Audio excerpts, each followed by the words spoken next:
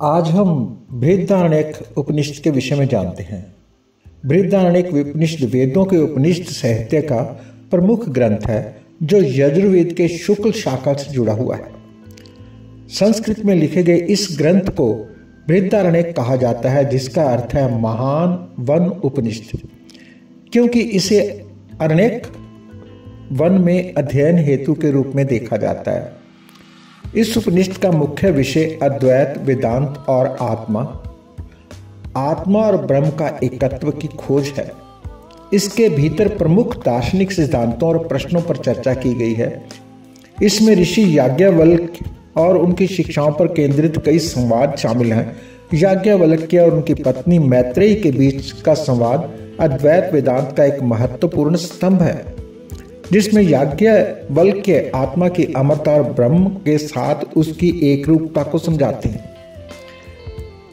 बृहदारण्यक उपनिषद में 6 अध्याय हैं, जिन्हें 3 मुख्य भागों में विभाजित किया गया है।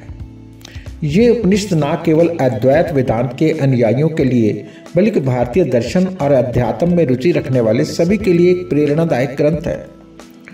ये उपनिषद शुक्ल यजुर्वेद का एक भाग है और इसे सबसे प्राचीन उपनिषदों में से एक माना जाता है। बृहदारण्यक उपनिषद में ब्रह्म, आत्मा और जगत के स्वरूप का वर्णन किया गया है। बृहदारण्यक उपनिषद के कुछ मुख्य विषय हैं। ब्रह्म, बृहदारण्यक उपनिषद में ब्रह्म को सृष्टि का मूल कारण और सभी जीवों को आधार बताया गया है। आत्मा, इसे उपनिषद में आत्मा को ब्रह्मा का अंश और अमर बताया गया है। जगत को ब्रह्म की अभिव्यक्ति और माया का परिणाम बताया गया है। ज्ञान को मोक्ष का मार्ग बताया गया है। कर्म को बंधन का कारण बताया गया है।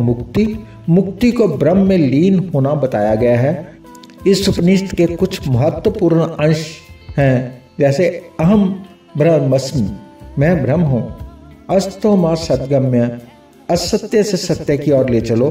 बृहदारण्यक उपनिषद हिंदू धर्म के दर्शन और आध्यात्मिक चिंतन का एक महत्वपूर्ण स्रोत है। जय श्री कृष्ण, जय मां भारती।